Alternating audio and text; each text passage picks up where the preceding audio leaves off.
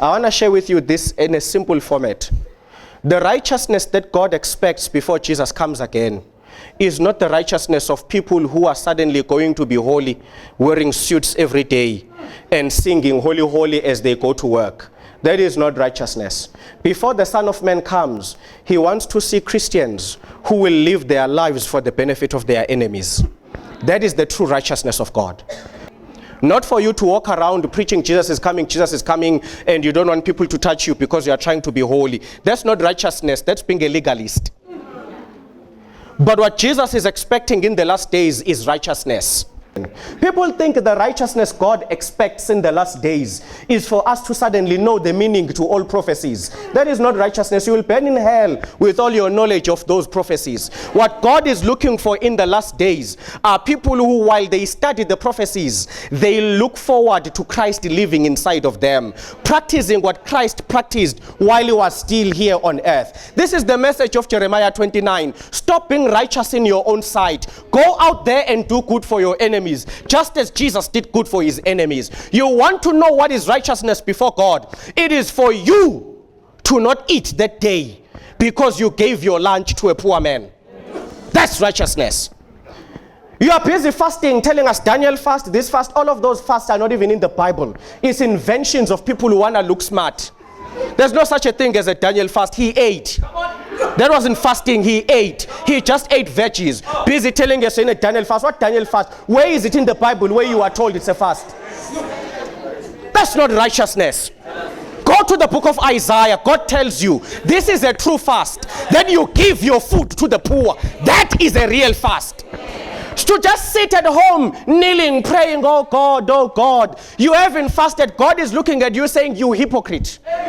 You come to me starving, thinking you're starving impresses me. I don't need you to be hungry to hear your prayers. If you want to impress me, take your food. Go to the robot. Give to that man. That is fasting. That is a fast.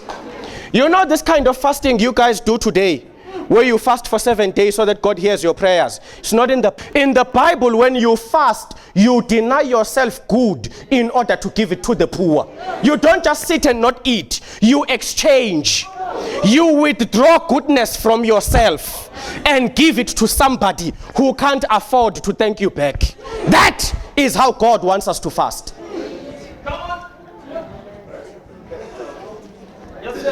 In the last days, God is not looking for people who know how to keep the law. He's looking for people who know how to walk in his character.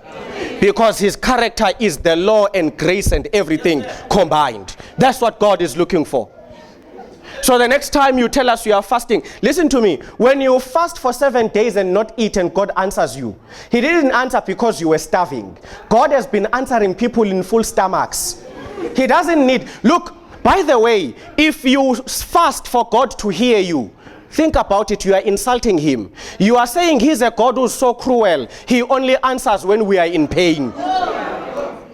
What kind of a cruel God is that who needs me to be hungry in order to take care of me? God has never asked for this immoral fasting, this self-righteousness fasting. God has called for true fasting, where the soul neglects its goodness for others. So I wake up in the morning, I make my expensive sandwiches, not for myself.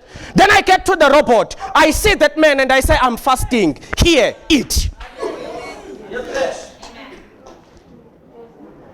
Because true righteousness finds Jesus in all who cannot do anything for themselves.